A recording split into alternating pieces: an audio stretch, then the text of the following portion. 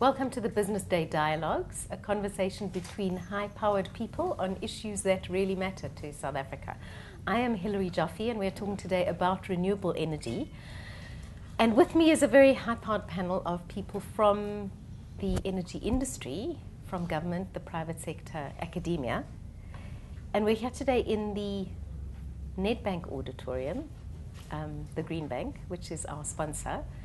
And we're hoping that the issues will be freely and frankly discussed, because renewable energy is something which arouses great excitement in some and great caution in others. So we hope that the debate will be spiky and pointed and interesting.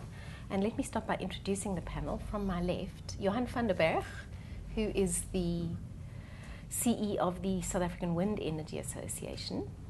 Anton Eberhardt, Professor of the University of Cape Town's Graduate School of Business. Mike Pio from Nedbank Capital, the Head of Infrastructure Finance there. Ms. Nelly Magubane, the Director General of Energy in the Department of Energy. Mr. Brian Statham, who is the South African National Energy Association's head. And finally, one of the renewable energy developers, Mark Tranton, of RedCap, which has won contracts to develop new wind farms in both realms of the process which the Department of Energy has been running to bring new private sector producers into the energy industry to produce new wind and solar power and other forms of renewable energy. And that is really the exciting development of the past few weeks, where the third round has been concluded. And I'd like to jump off with that, DG, and ask you, why do we need renewable energy at all, number one?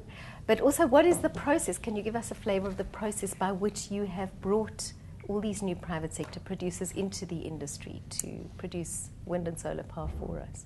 Let me take you back to 2009, when the idea of reducing our emissions was first mooted by the president of the country. You'll recall that he made a commitment in Copenhagen that as one of the biggest polluters in the world, we need to change the way we do things. As you are aware, almost 98% of our energy, electricity in particular, is generated from coal. So what we did then, in order to actualize that, we did a planning process, which is the now well-known integrated resource plan.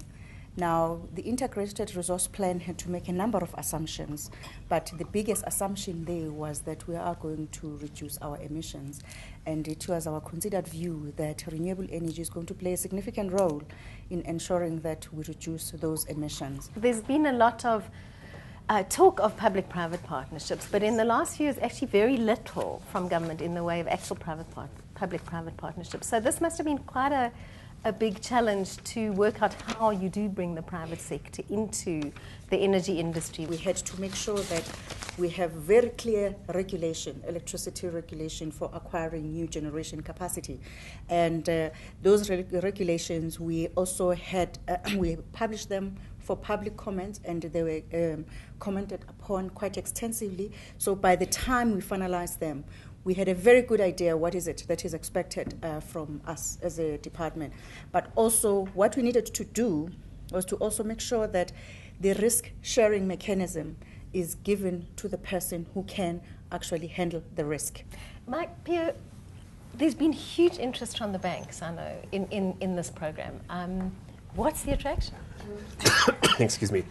Hilary, I think that's quite right. I think we have generally, as banks, been very supportive of the whole PPP program from probably 2002, 2003, when we legislated for public-private partnerships. But there has been a lack of deal flow. So three things, I think, bring the banks into the equation at the moment. One, that there was a very, very well thought-out process in terms of how this procurement would happen. So to what the DG has just spoken to about the from the inception of bringing in a massive team of advisors, I don't think we've ever seen that number of technical, legal, insurance, modeling type specialists assembled to evaluate a program. So all of the right things were done at outset to give people confidence that that all of the issues have been properly thought through, that we wouldn't find ourselves in a situation where in particular developers would spend an incredible amount of money developing projects only to be told later we're cancelling the program because we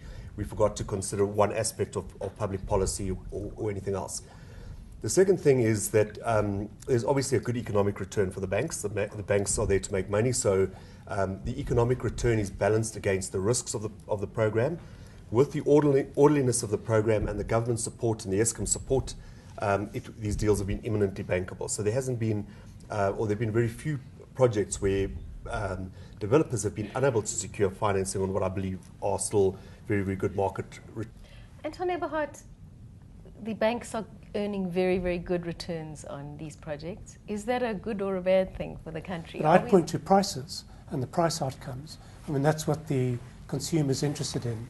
And we've seen remarkable price reductions over the 2 years, over the 3 rounds. I was just looking at the figures for PV. That's photovoltaics, solar photovoltaics.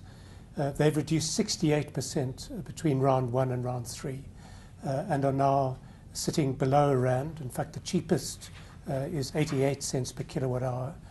And wind energy has dropped 42% over 3 rounds and is sitting on average at 74 cents per kilowatt hour. In fact, the cheapest project was from Mark over there, Redcap, was 60 cents per kilowatt hour, 66 cents per kilowatt hour. Now that's approaching grid parity, and in fact below grid parity. I have to ask Mark, why is your project so cheap, and why are the others not equally cheap?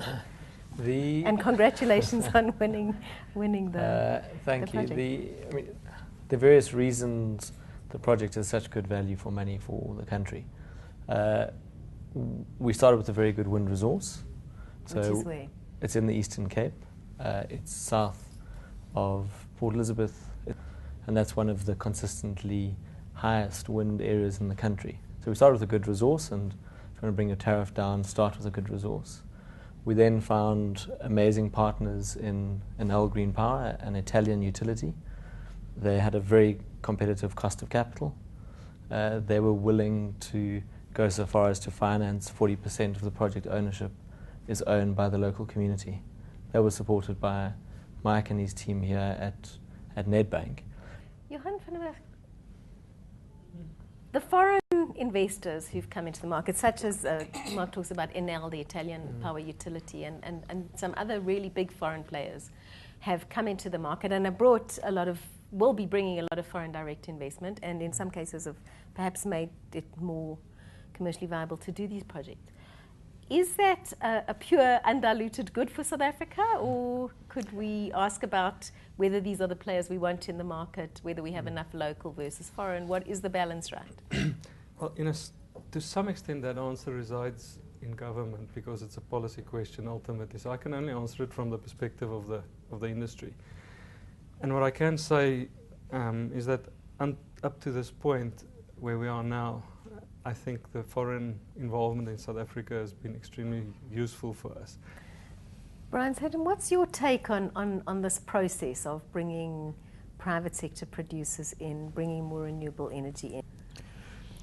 Well, firstly, I think the success of these 3 rounds has been incredibly important for South Africa Incorporated, because it's established our credibility in the international community, not only in the renewable fraternity. It's established our credibility as a country that can handle major projects, engage foreign investors, and do it in a sensible and rational, and most importantly, and the DG alluded to it, in a way that gives investors the certainty that they need in order to do these investments. So we're going to look back at this process and at the prices that have come out of it and at the kind of players that we brought in. Are we going to say this was really brilliant, or might we say, gosh, it was really expensive actually?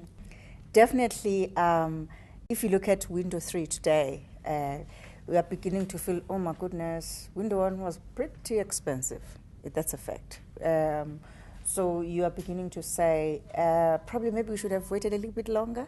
so that we can get the benefit of the price. But having said that, the benefit of the price is a mixture of certainty, because what happens is that people price what they don't know. If we've got one big unknown, you are going to say, I'm not so sure what am I going to get out of this. So you are likely to push your price higher to make sure that you cover that. So it would be very, very difficult to predict 10 years from now if we didn't go through this process. You know, is this the kind of thing which you would do more of? I mean, what have been the flaws in the process?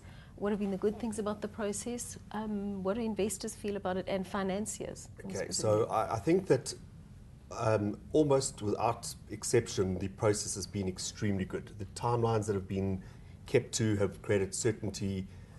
We have sat through some incredibly tough times. We closed the second round deals as the rand devalued by 30%, etc., and yet none of the projects really failed, or none of the projects failed at that point in time. So there is a finite capacity to how much banks can ultimately lend to the sector, because we have 5 commercial banks in South Africa and we have 2 development finance institutions.